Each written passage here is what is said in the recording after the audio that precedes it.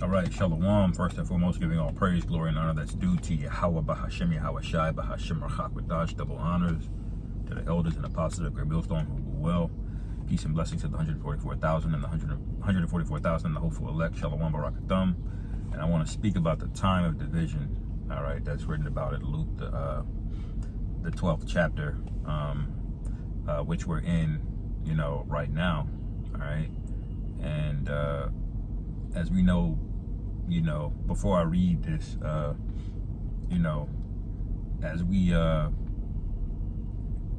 as we go into this time of division, it's important that we, the body of Yahweh Shai, are together. Okay, this is a time of examination. All right, this is a time of self-inventory of who you are, and meditating on things that could happen. Okay, because it's gonna shake, man. When you look at what a sift is, which is like the sifting process. All right, it's a very violent process. Okay, it's not polite. It could be people next to you in your life, men maybe on the side of the line with you. All right, now we know the intent is to shake everything out so the elect are remain. That's what sifting is. When you sift out wheat, grain, flour, all right, you're trying to get to the best parts of it to have left and leave the rest of the residue, out on the floor to separate it. That's the point of separating it, so you can get the best of the best out of it. Okay, and we want to be a part of the best of the best. So it's just a reminder before I read this, that we ourselves, we want to be of the remnant, basically. All right, you want the remnant of what's sifted out and the sieve. Okay, so think about these things, man, because we are in this time of division that I'm getting ready to read. This is Luke 12, and I'm gonna start at let me see.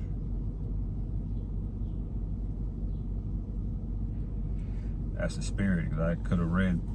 Just spoke about that. I was gonna start at verse 49, but at verse 35 it says, "Be in readiness." That's the spirit. I didn't even plan to speak about that, But I'll start at 35. It says, "Let your loins be girded about and your lights burning." Okay, and ye yourselves like unto men that wait for their Lord, when he will return from the wedding, that when he cometh and knocketh, they may open unto him immediately. All right, that's very, very important, man. All right, the worst thing you can do is be caught lacking. We're in the information age, where we know all of these things. Apostle Har says it all the time. This gospel has been preached, man. It's out there. Okay, we're about to see this thing basically spill over into the next phase, which is a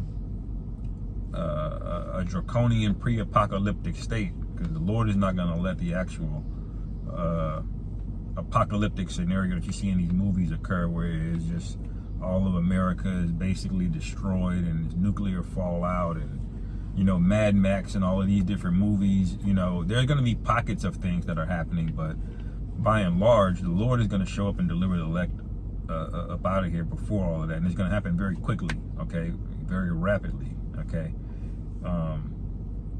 but we basically are going into this time of testing, man. It says, verse 37, "Blessed are those servants whom the Lord, when he cometh, shall find watching. Okay, verily I say unto you that he shall gird himself and make them to sit down to meat. All right, and will come forth and serve them." Okay, and so now why us, especially the men of Great Millstone, we don't say that you're sinning, but we do have issue with people that are in these spirits of debating, because debating is not watching, man. Debating is trying to score points on an enemy that's already lost. Like, if you know the outcome of the game, why are you trying to score all these extra points for what? All right, these people are gonna die. What you're just trying to make yourself feel better.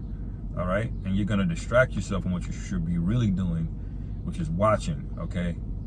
And the Lord has a way of putting people to sleep or distracting him when he wants them to, because they weren't in the right spirit to begin with, and then calamity hits, you know?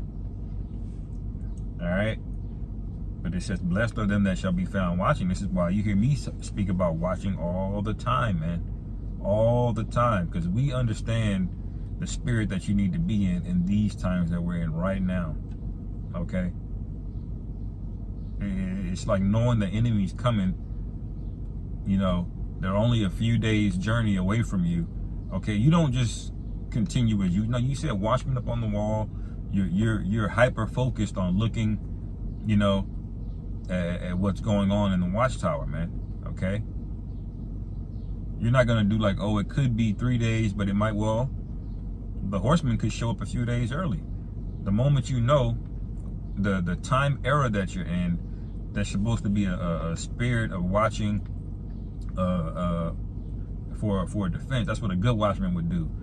You know, he's not going to do a simple math calculation in his head, you know, and say, oh yeah, it takes this long for them to get here. No, he's going to start watching immediately, you know, because that's our job. It's to identify risk. Okay, that's what a watchman does, and then he warns. Okay, it's the other job of it.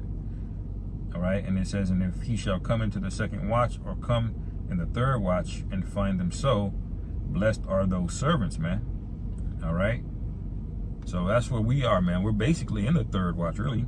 All right, and this, know that if the good man of the house had known what hour the thief would come, he would have watched and not have suffered his house to be broken through. See? But you don't know. This is why you get into the spirit of watching, like I was saying earlier, because you really don't know. We got the idea of the time frame, right? But we don't know the day or the hour. That wasn't even shared with the Awashai. Okay, the day and the hour that all hell's gonna break loose. Okay.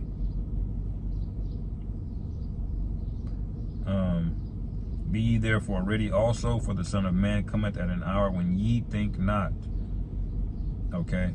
Now I want to skip down, because that's the first element of this, and then the next element of this is the time of division that we're getting ready to go into. All right. Verse 49. It says, I am come to send fire on the earth. This is Yahushua speaking. All of this is Yahushua speaking, by the way. The red letter. Okay. This is the Lord, the Messiah, who people ignorantly call Jesus Christ. He says, verse 49, I am come to send fire on the earth. And what will I, if it be already kindled? All right. Now in the NLT, it says, I came to cast fire on the earth, and would that it were already kindled. So the Most High wants animosity. He wants division. He wants this polarized populace here. Okay, he wants tension. Okay, that's what he wants, man. Okay, that's the will. This is not a coincidence. Everybody's arguing about everything, man. All right, what is a man? Even that's an argument. What is a woman? What is that? That's an argument. Okay. Which team is better, red team, blue team? All right. Do you believe in democracy? All right. It's a class issue now. It's the poor versus the rich. Whatever way you can divide things, things are divided, man. And everything is a point of contention, and that's by design. Okay, that's how the Lord wants it. Okay. He wants enmity between the people that he's getting ready to destroy. Okay. He says, verse 50, but I have a baptism to be baptized with, and how am I straitened shall it be accomplished? In the NLT, it says, I have a baptism to be baptized with, and how great is my distress until it is accomplished. In other words, the Lord cannot wait until this thing pops up. It's a lot here.